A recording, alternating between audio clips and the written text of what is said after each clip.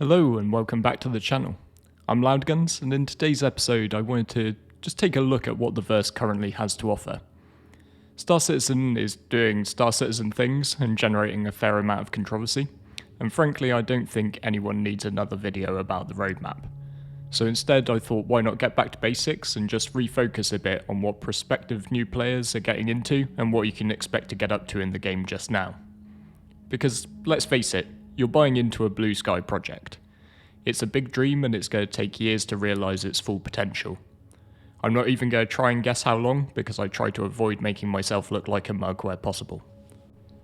But forgetting all the will they won't they and putting aside all the drama and controversy, I personally find that the game that exists in its current form today, that I regularly play, is worth $45 to me. And I think if you enjoy the sort of things we're going to look at in this vid, then it might be worth it to you too. Furthermore, there's a free fly event that we should have an announcement on today, and this represents a perfect opportunity to come and give it a go without parting with a penny. Just make sure that when you sign up and create your account you use a referral code for some starting cash.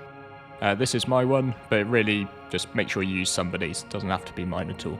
I'm also going to come back to it later, but if you're looking for a group of people to show you the ropes in SC, feel free to hit us up over on Discord. The link's just down in the video description below. So let's start with missions. Star Citizen's range of missions has come quite a long way, even in the past 18 months or so that I've been playing. If you head to the Contract Manager app in your Mobiglass, you'll find a decent variety of jobs that'll have you delivering packages to various outposts, exploring caves for missing persons, clearing bad guys out of bunkers in FPS combat, repairing satellites, and a whole host of ship combat. The devs have also featured some more story or character-driven missions that will get you to work through a chain of missions with an NPC character, such as Mr. Eckhart here, a private security contractor who will task you with hunting down the 7 members of the Arlington gang. So these missions have sort of a decent element of progress to them, but as part of this video I want to be as objective as I can be. So compared to a game like Skyrim or Red Dead, the missions in SC are shallow affairs. Go here, kill this. Go here, get this package. However, they do help guide new players around the verse and get you to experience a variety of mechanics, from flying your ship to getting your gun on.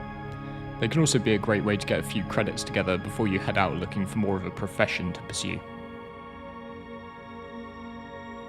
Combat is a pretty broad area to cover, but we can separate it out into 2 main fields of PvE and PvP. On the PvE side, we've primarily got the Bounty Hunter career path. This is a good way to get into learning to fight in Star Citizen, and provides an introduction to the reputation system.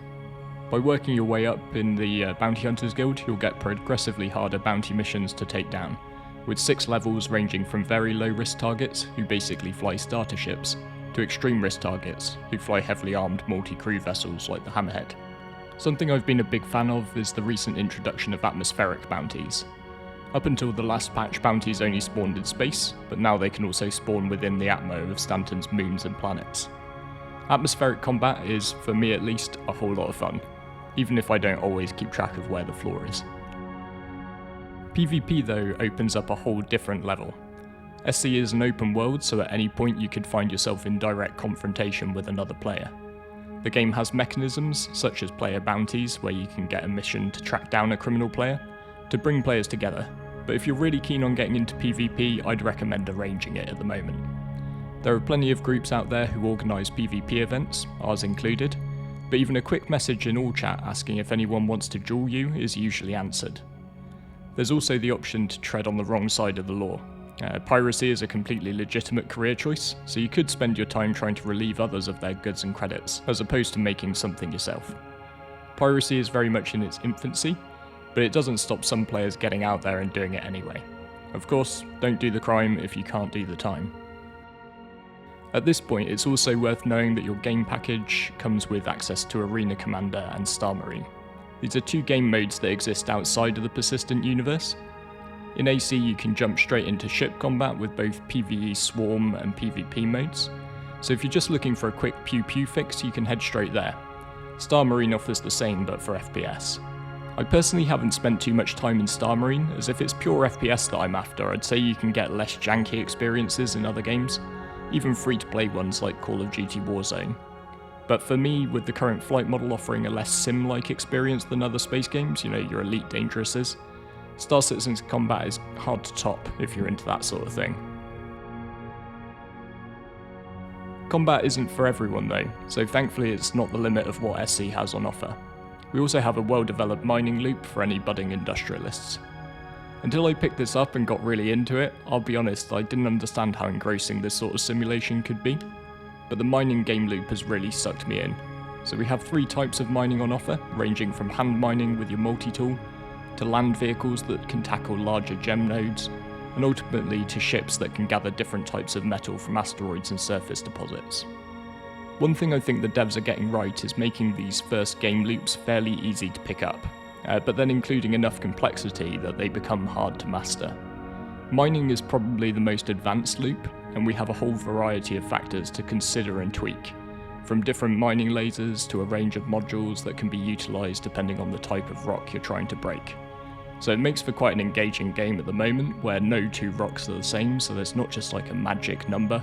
I can't just say, set your laser to 83% and you'll break this rock. You have to really get a feel for it. And having this sort of added complexity gives it a decent amount of replay factor. Personally, I find just heading out with my crew doing a spot of Quantanium mining quite cathartic, particularly at the end of a long day.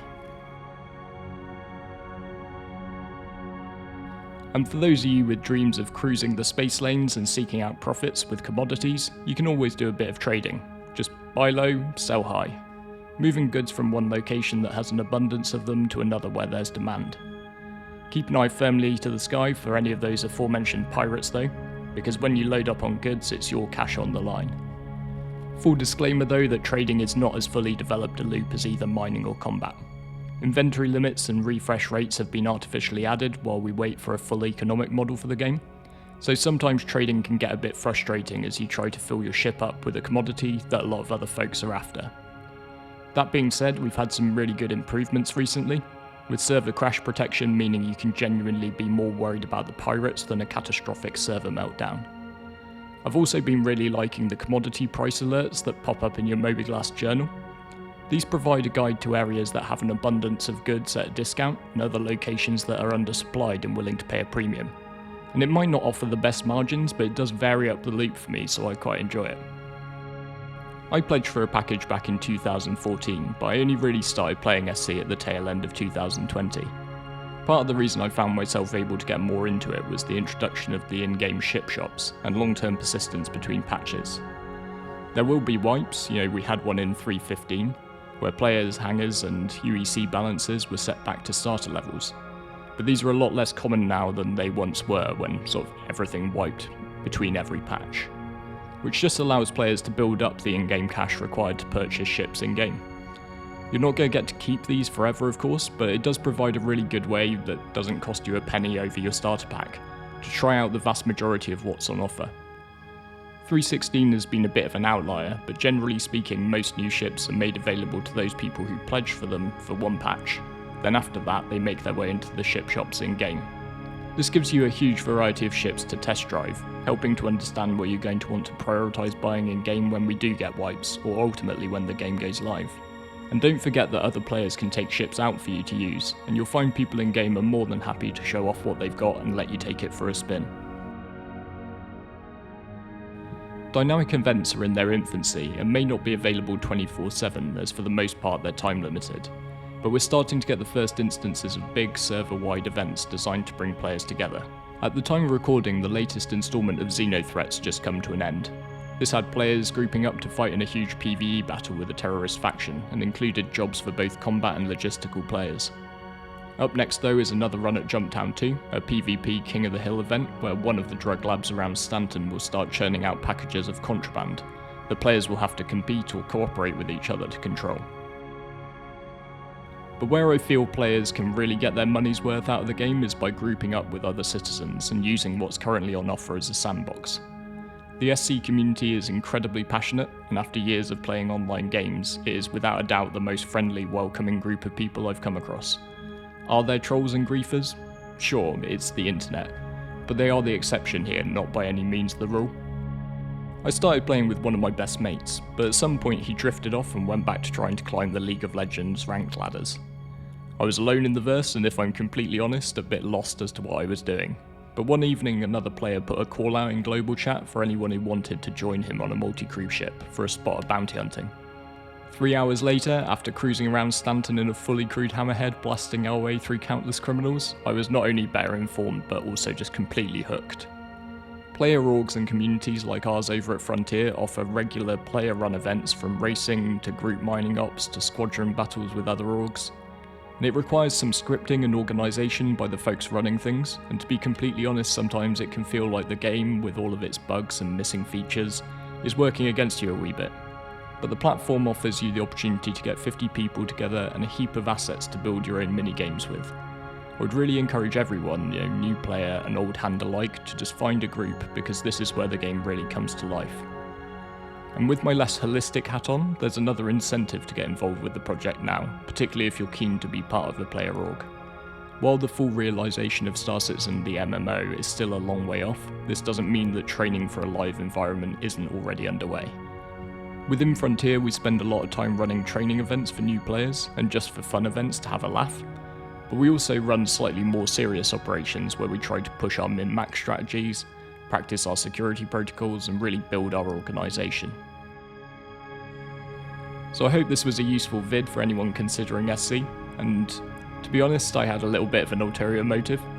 For anyone who maybe lost a bit of faith in the project due to the tidal wave of drama recently, I think it's worth maybe stopping and looking at what you can do in the game today and comparing it with what we had 6 or 12 months ago. Like I said, I've been playing about 18 months, and even in that time the game's added quite a remarkable amount of features. Purely anecdotally, just based on my conversations with members of our community, I get the feeling that the quiet majority of SC backers are actually just enjoying playing the game that exists, and trying out new features as they come. We get a tad disappointed when features we were looking forward to slip, and sometimes we disappear for a month or two while we play another game.